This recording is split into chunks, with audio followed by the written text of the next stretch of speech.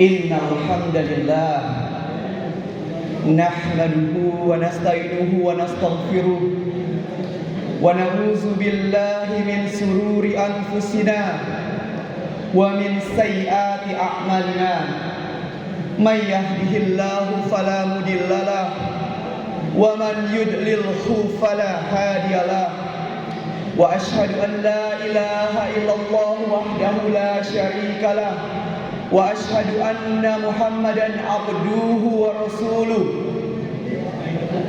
Ya ayyuhan nas ittaqu rabbakumul ladzi khalaqakum min nafsin wahidah wa khalaqa minha zawjaha wa basya minhuma rijalan katsiran wan nisaa wattaqullaha allazina tasaaluna bihi wal arham innallaha kana 'alaikum raqiba.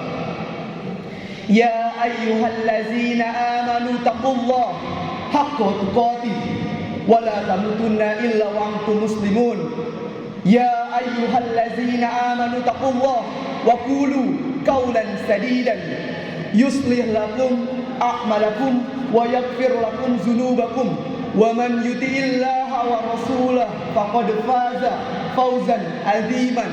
Amma ba'd, fa inna asdaqal hadits kitabullah wa khairal hadi Muhammadin sallallahu alaihi wasallam wa syarrul umuri muhdatsatuha wa kullu muhdatsatin bid'ah wa kullu bid'atin dolalah wa kullu dolalatin finnar. Masyiral muslimin, sidang Jumat Masjid Darussalam yang insyaallah dimuliakan oleh Allah Ta'ala, mengawali khutbah Jumat pada kali ini, khatib berwasiat kepada diri khatib pribadi dan umumnya untuk jamaah sekalian agar senantiasa meningkatkan kualitas keimanan kita kepada Allah Ta'ala, baik dengan menjalankan perintahnya maupun dengan menjauhi segala larangannya. Masyiral muslimin, suatu pagi Rasulullah sallallahu alaihi wasallam setelah selesai melaksanakan sholat subuh, ia bersabda kepada para sahabatnya, hal ra'ai ahadun minkumul barihah, apakah ada di antara kalian yang bermimpi tadi malam? Hadis riwayat Muslim. Bila ada yang bermimpi, maka Rasulullah yang akan mentakwilnya. Bila tidak ada, maka Rasulullah bersabda, sesungguhnya tadi malam aku bermimpi, aku diajak oleh dua malaikat, lalu aku pun pergi bersama keduanya. Lalu aku melewati seorang laki-laki yang ditelentangkan, kemudian satu lagi membawa batu besar. Lalu kemudian orang yang membawa batu besar itu menghancurkan kepala orang yang terlentang tersebut, sehingga kemudian batu itu pun menggelinding. Baru kemudian ia mengambil batu tersebut. Ketika kembali, maka kepala orang tersebut telah menjadi utuh seperti pertama kali, lalu dihancurkan. Demikian terus menerus sampai hari kiamat. Maka aku bertanya kepada malaikat itu, siapa dia? Kata malaikat, pergilah, pergilah. Kemudian aku pun pergi. Lalu aku melihat seorang laki-laki yang mulutnya disobek sampai ke belakang lehernya. Ketika yang kanannya telah selesai, lalu kemudian yang kirinya pun disobek lagi. Mulutnya, matanya, demikian pula bagian wajahnya dicabik-cabik. Aku bertanya, siapa dia? Malaikat berkata, pergilah, pergilah. Kemudian kata Rasulullah sallallahu alaihi wasallam, aku melewati seorang laki-laki yang berada di pinggir sungai. Sementara di sungai itu adalah sungai darah. Setiap kali orang yang berenang itu sampai ke tepian, maka laki-laki yang berada di tepi itu kemudian membuka mulut orang yang berenang itu dan dimasukkan batu ke dalam mulutnya. Kemudian dia kembali berenang. Lalu aku berkata, siapa dia? Kata malaikat, pergilah, pergilah. Kemudian aku melewati laki-laki dan wanita yang telanjang berada dalam tungku. Ketika api menyambar dari bawahnya, mereka menjerit kesakitan. Mereka berusaha untuk keluar, namun mereka tidak mampu. Lalu aku bertanya, siapa mereka? Malaikat berkata, pergilah, pergilah. Dalam riwayat yang lain, Rasulullah SAW diajak ke sebuah bukit yang sangat terjal. Kemudian malaikat berkata, naiklah. Kata Rasulullah, aku tidak mampu. Malaikat itu berkata, kami akan membantumu. Lalu kemudian Rasulullah naik. Dan ternyata Rasulullah mendengar suara yang sangat mengerikan sekali. Dan aku melihat orang yang digantung kakinya dan kepalanya di bawah, sementara mulutnya disobek berdarah-darah. Aku bertanya, siapa mereka? Kata malaikat, pergilah. Dalam satu riwayat Ibnu Huzaimah, Rasulullah melewati wanita yang payudaranya dipatuki ular yang beracun. Dan aku bertanya, siapa dia? Kata malaikat, pergilah. Sehingga aku pun pergi. Lalu aku masuk ke sebuah taman, dan aku melihat di kebun tersebut ada seorang laki-laki yang sangat tinggi, yang hampir aku tidak bisa melihat kepalanya. Dan di sekitarnya ada anak-anak kecil. Kemudian aku diajak kepada sebuah kota yang sangat indah sekali. Kata Rasulullah SAW, dan ternyata aku dapati di dalamnya adalah arwah kaum mukminin. Kemudian aku diajak lagi ke sebuah tempat yang lebih indah dari yang pertama, dan aku dapati di sana adalah arwah orang-orang syuhada yang mati syahid. Kemudian diperlihatkan kepadaku sebuah istana yang sangat megah. Lalu dikatakan kepadaku bahwa itu adalah tempatmu kelak. Lalu aku meminta izin untuk memasukinya. Kata malaikat berkata, adapun sekarang belum waktunya. Lalu Rasulullah SAW bersabda, tolong ceritakan kepadaku apa yang aku lihat. Maka malaikat itu berkata, adapun orang yang berbaring dan dihancurkan kepalanya, ia adalah orang yang sudah diajarkan oleh Allah ayat-ayatnya. Dia juga sudah mempelajari Al-Quran, tapi dia tidak mengamalkannya. Ia pun juga tidur dari salat. Adapun yang kamu lihat, mulut dan leher belakangnya dihancurkan dan disobek, itu adalah orang yang keluar dari rumahnya, lalu kemudian membuat berita-berita palsu yang tersebar ke sana kemari.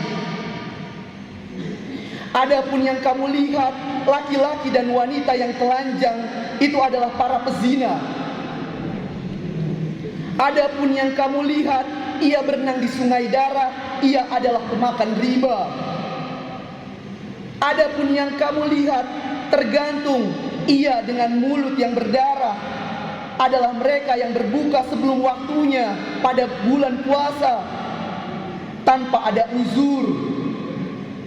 Adapun wanita yang dipatuki payudaranya, maka ia adalah wanita yang tidak mau memberikan ASI-nya kepada anaknya. Saudaraku sekalian, ini adalah mimpi Rasulullah SAW. Tentunya mimpi Rasulullah adalah hak, menceritakan tentang azab kubur yang terjadi di alam sana. Allah Subhanahu wa ta'ala mampu untuk mengazab manusia di alam kuburnya, dan bagi Allah itu adalah mudah, saudaraku. Kita sekarang hidup di dunia. Dunia bukanlah tempat pembalasan. Dunia adalah tempat kita beramal. Berapa banyak orang yang berbuat kejahatan tidak diberikan balasan, karena memang dunia bukan tempat pembalasan. Pembalasan itu kelak ketika kita telah meninggal dunia, ketika kita telah dikuburkan.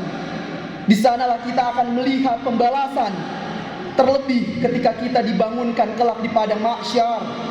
Kemudian kita akan dihisab oleh Allah Subhanahu wa taala. Di sanalah kita akan merasakan azab yang amat keras, saudaraku. Maka setiap kita memikirkan tentang bagaimana kehidupan nanti setelah kematiannya.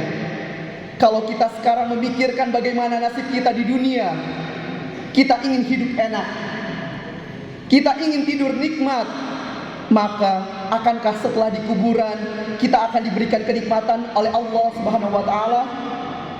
Maka setiap kita, saudaraku, pasti akan mengalami kematian. Allah Subhanahu wa taala berfirman, kullu nafsin za'iqatul maut. Setiap jiwa akan merasakan kematian. Quran surat Ali Imran ayat 185. Masyiral muslimin, sesungguhnya kematian itu sesuatu yang pasti. Semua manusia tidak pernah ada yang berani berkata, saya akan hidup di dunia selama-lamanya. Siapa manusia yang akan hidup kekal di dunia? Tidak ada. Akan tetapi Allah Subhanahu wa taala tidak pernah memberitahu kepada kita kapan kematian itu tiba. Allah tidak pernah memberitahukan kepada kita berapa umur kita. Kenapa demikian? Yaitu agar kita senantiasa dalam persiapan, agar kita senantiasa terus berada dalam ketaatan. Kita tidak ingin saat kita berbuat maksiat kepada Allah, tiba-tiba malaikat maut menjemput kita, lalu ajal pun datang kepada kita dalam keadaan nauzubillah, kita meninggal dalam keadaan memaksiati Allah Jalla wa'ala. Masyiral muslimin, setiap mukmin pasti berharap agar ia wafat dalam keadaan husnul khatimah. Setiap mukmin pasti berharap agar ia wafat di atas ketaatan. Maka mungkinkah kita mendapatkan itu jika kita tidak membiasakan dari hari ini, dari waktu sekarang ini? Ataukah kita akan tertipu oleh buayan dan angan-angan? Kita berkata, nanti saya akan beramal, nanti saya akan bertaubat. Kapan nanti tersebut, saudaraku? Karena sesungguhnya ajal tidak pernah memberitahu kita. Maka kewajiban kita adalah sekarang agar banyak bertaubat kepada Allah. Sekarang kita banyak beramal soleh, sekarang kita banyak kembali kepada Allah, dan kita berusaha untuk menjihadi diri kita. Jangan sampai kita menjadi hamba-hamba syaitan. Aqulu qawli hadza wastaghfirullahi wa lakum.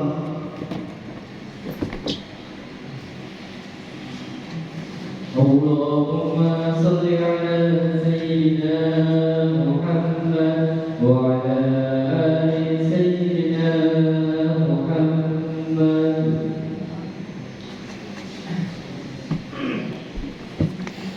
Alhamdulillah, wassalatu wassalam ala rasulillah nabiyina Muhammadin wa alihi wa sahbihi wa man wala. Wa ashhadu an la ilaha illallah wahdahu la syarikalah wa ashhadu anna Muhammadan abduhu wa rasuluh. Masyiral muslimin, setiap kita di kuburan akan ditanya oleh malaikat Munkar dan Nakir tentang 3 pertanyaan.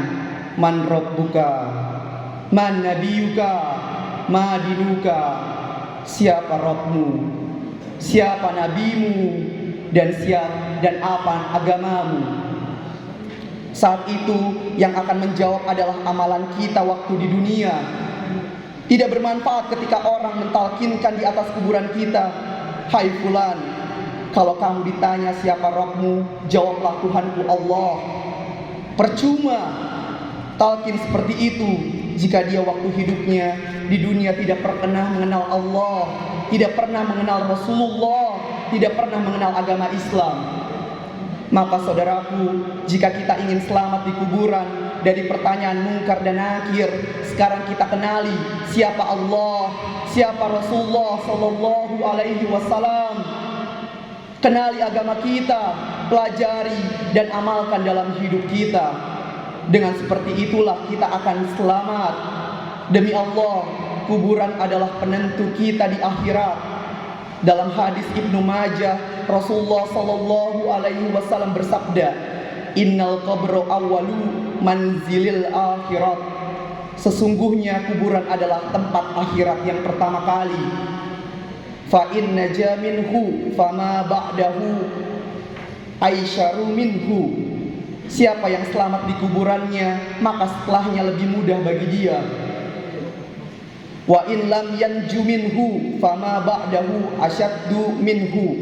Siapa yang tidak selamat di kuburnya, maka setelahnya lebih sulit bagi dia. Hadis riwayat Ibnu Majah. Maka saudaraku, untuk inilah kita bersiap-siap. Untuk hari itulah kita beramal soleh. Demi Allah, tidak ada penyesalan yang lebih besar dari seorang mayit, kecuali dia dahulu tidak pernah beramal soleh. Dia ingin kembali kepada kehidupan dunia untuk bisa bersedekah. Ia ingin kembali kepada kehidupan dunia untuk bisa sholat, bisa zakat, bisa puasa, bisa haji. Namun tidak mungkin manusia kembali lagi ke alam dunia.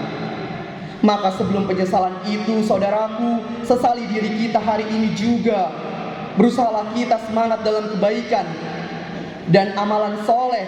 Demi Allah, kebahagiaan itu untuk diri kita sendiri. Allah subhanahu wa ta'ala berfirman,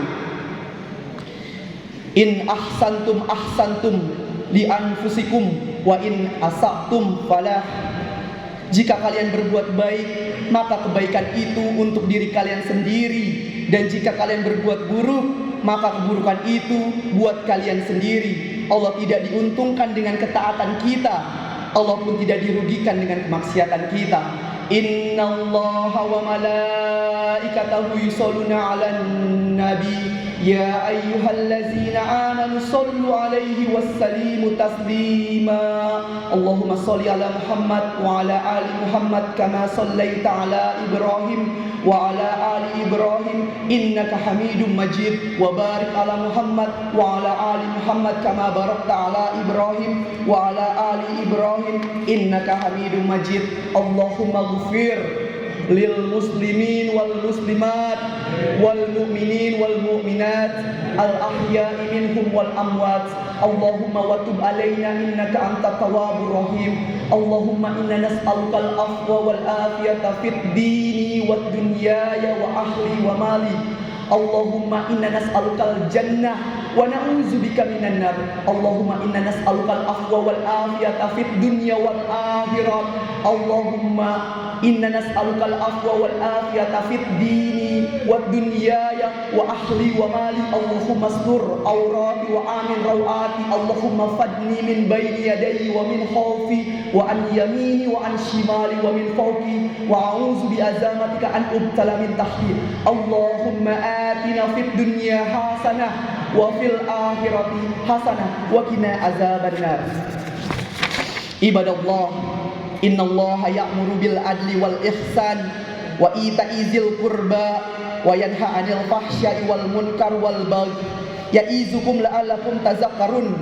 Fazkurullaha alazim yazkurkum wazkuruhu ala ni'amihi yazidkum wa la zikrullahi akbar. Aqimis shalah.